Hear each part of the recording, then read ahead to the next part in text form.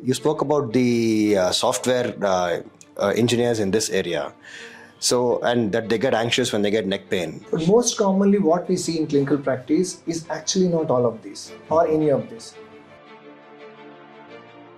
So, you're telling us that then muscle pain can eventually lead on to a skeletal problem. If it is not tackled well, then Yes. on a longer run, this can also give rise to the bony structural issues. So, if I'm a software engineer and I get neck pain, when should I worry? One very important funda or the rule is, what is the best treatment for neck pain? Rest. Fully, whether we have to be thankful or whether we should not be thankful, people read on the Google and come to us. Every pro has a con. And exactly the con with this medication is what you mentioned. So because one of the most important side effect of these medications is drowsiness. So, you would advise people not to drive when they're taking this medication. So one of the most important aspects is that's why we refer patients to physiotherapists. Should it be a trained physiotherapist or any gym instructor can do this? Absolutely not. You have to go to a proper physiotherapist. So our audience should note that weight and obesity is not just related to diabetes or hypertension, it's your spine health also which matters, Yes. which is affected. Yes. Spine health is very importantly affected by weight. So I think we should deal with that in a separate discussion altogether. Have you ever wondered why you get a neck pain or a tingling sensation in your upper limbs once you wake up in the morning? Or people who go to the gym and work out regularly with heavy weights, even they tend to get similar symptoms. Sylvester Stallone, who was an action hero, has 3 cages inserted in his neck for the same symptoms. So to educate us about neck pain and the need for surgery, we have Dr. Ananth G from Vydehi Medical College. He's a very accomplished neurosurgeon and in fact is specialized in spine surgery and has a fellowship from Korea. He practices both at the Vydehi Institute of Medical Sciences as well as the Vydehi Super Specialty Hospital. Hello, sir. Hi Benak, thank you for the introduction. Thanks. So, in your experience, and what are the common causes of neck pain? So we can categorize them into infective pathologies, infective problems, and then neoplastic, which is tumors, trauma, which is accidents or injuries related, and then there's something called degenerative, which happens with as the spine keeps aging. You get problems associated with aging of the spine, which is called degenerative spine disease. Yes, sir. Yes. Or congenital problems. Congenital problems can present at a later date also. But most commonly what we see in clinical practice is actually not all of these or any of this. It is most commonly muscle related issues. Yes, sir. So now you spoke about the software engineers in this area. So, and that they get anxious when they get neck pain. If you have to cater to them, what can be the cause of neck pain in them? Is it their posture? Is it because of prolonged sitting? Exactly. Yes. See, exactly. That's you are bang on there because one of the most common. I think there is a syndrome also named on that. It's basically because of the wrong postures. So you're telling us that then muscle pain can eventually lead on to a skeletal problem and a disc problem. Yeah, so basically muscle pain is a skeletal problem. So because muscle is also one of the important aspect of skeletal system. Yes, sir. But if it is not tackled well, then on a longer run, this can also give rise to the bony structural issues. Yes, so that is what we are just talking about when you say it's skeletal issue. So if I'm a software engineer and I get neck pain, when should I worry? Right. Pain is usually classified as acute, subacute and chronic. So acute pain, any pain which is felt within the first 2 weeks of causation. Yes, sir. Chronic pain, anything that is persistent after 12 weeks of causation. So the duration between these 2 weeks and 12 weeks will come into the subacute category. Yes. Right. So whenever a patient is coming to us with acute pain, first after 2 weeks, we usually expect at least 50% reduction in pain with medications and rest. Okay, if it is not reducing by 50% within 2 weeks, we tend to pull on for at least 12 weeks. So at the end of 12 weeks, again, if the pain is not reducing by more than 50%, then definitely patient needs an intervention because there is some factor which has to be evaluated because the pain is still persistent. So this is about the pain part. But there are some other, this is about the neck pain that I'm talking about. Sir. Again, when we are talking about pain in the neck, pain could be because of there's something called axial pain and there's something called radicular pain. Axial pain is some pain which is usually felt only in the center, along the axis of the body, right? The neck, the the back of the head, and the mid part of the upper back. So this is called the axial pain. Any pain which is coming from the neck, along the shoulder, or to the hands, or to the fingers, that becomes radicular pain. Okay, so axial pain or radicular pain, unrelenting, after 12 weeks, needs intervention. Or axial pain or radicular pain, not at all subsiding, even after 2 weeks of continuous treatment, also needs intervention. Yes. This is about the pain part. Yes. Now, when we are dealing with a patient presenting with weakness, say for example, here if you see in the spine, you have multiple bones, and between those bones you have something called discs, right? So the nerves run just behind the discs there. So one of the most common reason for neck pain will be in young patients, other than the muscular issue, the disc problem. So when the disc is pressing on the nerves, so the nerve can have, usually nerve has two components, motor or sensory. So motor is something pertaining to the movements, sensory is something pertaining to the perception of sensation. So when a sensory component is compromised, patient will feel tingling, numbness, pain. These are the symptoms. But when the motor component of the nerve is compromised, which usually happens at a later part or when the compression is really significant, motor component doesn't get involved so easily. Motor component involvement means patient is not able to do movement in any particular action. So for example, shoulder movement, or elbow movement, wrist movement, or grasping. Any of these things is compromised, then that is motor involvement. Motor involvement always becomes a necessity for intervention. Infection in the cervical spine, tumors in the cervical spine, and congenital disorders. When all these things are going to compromise the motor part, that is when they present with significant paralysis or weakness in the body or any one limb or all the limbs, or when there is unrelenting pain again. In other than degenerative pathologies, even tumors, infections, congenital pathologies, you still have to intervene. When it comes to trauma, accidents particularly, it's a totally different ballgame. Sir, you spoke about the mechanism of what causes the neck pain. And so now, as a software engineer or a worker, I've got a neck pain. I don't want surgery. What do I do first? See, one very important funda or the rule is, what is the best treatment for neck pain? Rest. Rest is the best treatment for any kind of neck pain. I have described some 4 or 5 reasons why neck pains can happen. Any kind of neck pain, the best solution is rest. Rest as in we shouldn't move our neck, bed rest, how is it? Yes. So basically whenever you are having any acute, which is recent onset or sudden onset neck pain, I usually suggest wear collar. No? There's something called cervical collar, the neck belt, not more than 2 weeks. So, and that collar will be worn only when you are sitting, walking around. When you are lying down, you don't need a collar.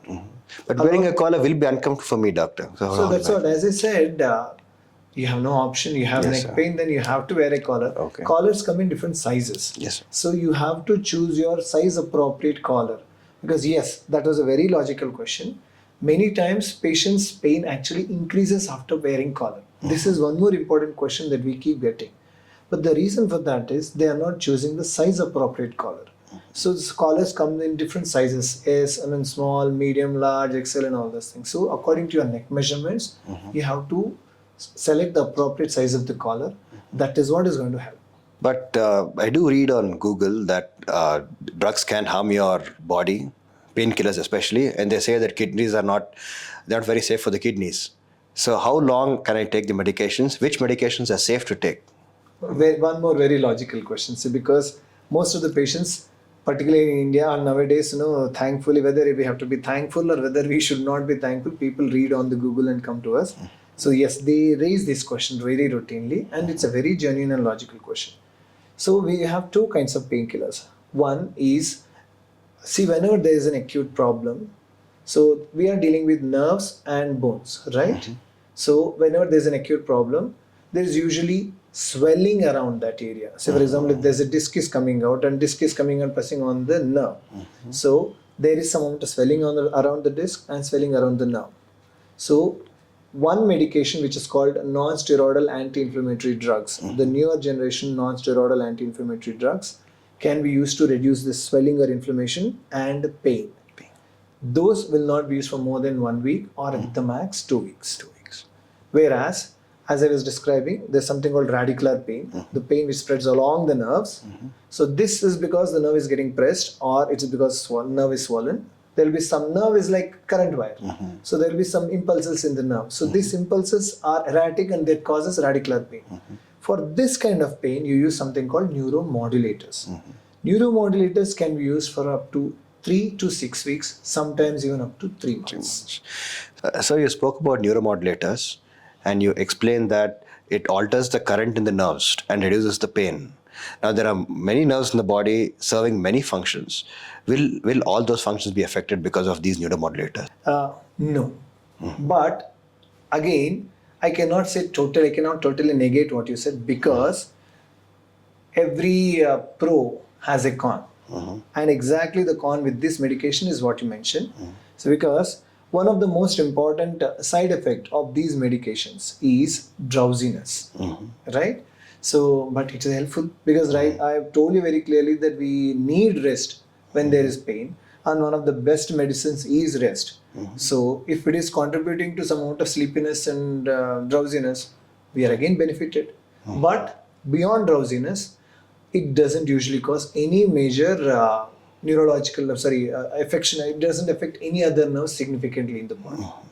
To be very clear on that, it's only drowsiness that is one of the most common side effects. And one more side effect could be some amount of instability or imbalance while walking, some amount of giddiness. So, as I said again, anyhow the treatment is rest and medications. So your medication is contributing more to your rest. So why not? So you would advise people not to drive when they're taking this medication? That's a very important suggestion, yes. So it is usually suggested, that particularly when the dosage is higher. So it depends, we titrate the dose. Titration meaning adjusting of the dose according to patient requirement, right? So if the requirement of the dosage is lesser for any particular patient's pain, then it is still manageable. But at higher doses, this becomes an important constraint that yes, we avoid too much of outdoor activity, driving, either riding a bike or driving a car, or too much of outdoor activity, better be avoided. So now I've taken medications for 2 weeks, let's say for a month, but my pain still persists. What can I do next? So acute pain not resolved after 2 weeks, but again we get an MRI, there's no significant problem that we are seeing which needs surgical intervention. Then we continue medication at a slightly escalated dose. Again, it's only neuromodulators. We are not going to give non-steroidal anti-inflammatory drugs beyond 2 weeks. We are very because of the kidneys. Yes, because of the other side effects. Muscle relaxants or non-steroidal anti-inflammatory drugs, not more than 2 weeks. So beyond 2 weeks to 12 weeks, we give neuromodulators, possibly at escalating doses. Then you have other modes of management of this chronic pain. Now it will be termed chronic pain. So what are the different modes of management of chronic pain? So one of the most important aspects is that's why we refer patients to physiotherapists. Should it be a trained physiotherapist or any gym instructor can do this? Absolutely not. You have to go to a proper physiotherapist. So we have a neurophysiotherapist specifically trained for all these things, spine physiotherapist or rehab physiotherapist. These are the ones who are going to take care of this pain. So you have ultrasound therapy or infrared therapy, or you have this acupuncture or chiropractic kind of techniques can also be tried. So other than that, you can give some injections, local injections, depending upon the reason for pain. So I've taken medications for 2 weeks or 3 weeks or maybe even a month. That includes your NSAIDs and your neuromodulators. And still my pain persists. What do I do next? You need to consult a doctor. There's no doubt about that. There's no question of self-medication, right? Always consult a neurosurgeon. Okay. So, as I said again, it's not just about medications or rest here. There are certain other measures also that you're supposed to actually inculcate. Most important aspect of managing any long-standing pains, for that matter, of spine, are mainly related to your weight and posture. So because you know that we are bipedal meaning people who walk on 2 feet. Most of the animals walk on 4 feet. So it's only humans who walk on 2 feet. So for bipedal animals, spine becomes a cornerstone for your walking and your posture, right? So spine bears the whole weight of the body, or your center of gravity is borne by the spine. So any kind of overweight, or when the weight is out of the normal BMI ranges, which ranges from 18 to 25 is the normal BMI. Any weight beyond these limits, particularly overweight size, BMI beyond 25, the toll is taken by the spine. So I keep advising to most of my patients, whoever are beyond the BMI range of 25, that they should primarily focus on weight loss. Here, if I have to add, this is a very small story that I keep telling actually as an example to many of my patients. So one patient of mine came to me, she was almost 100 kgs, but she was 5 feet tall. She was a very short stature lady with 100 kg weight. She came with an acute disc with weakness in the foot. And she was unable to walk, and she, as I said, she had paralysis in the foot, not the whole leg. I told her surgery is the only option. She had some constraints in her family and she was not interested in surgery. So I told her, see, there's no option other than surgery, but if at all you want to try any other option, then the only other option is reduction of weight and exercises, but at your own risk. Then after 1 year, one day one patient walks into my OPD and asks me, sir, did you recognize me? Obviously, we see hundreds of patients, you don't know what it is. Then she showed me the old MRI, she showed the new MRI, she showed her older self photograph, newer self photograph. This lady had lost weight from 100 to 60 kgs, and her older MRI and newer MRI, if I had seen, the newer MRI was looking as fresh as a young person with the total disappearance of the disc. So gist of the story is, weight is a very, very important aspect for spine health. So because she reduced her weight by almost 40% over a span of 1 year, her spine health improved tremendously. So I can never stop overemphasizing on the importance of weight for spine health, right? So our audience should note that weight and obesity is not just related to diabetes or hypertension. It's your spine health also which matters, which is affected. Yes. Spine health is very importantly affected by weight. And then the other important aspect is posture. So for example, someone like me who is very tall, we automatically tend to lean forward because of our height. So we have to maintain a straight posture, straight neck. See, the spine has these natural curves, right? So these natural curves have to be maintained. Any obesity alters these curves.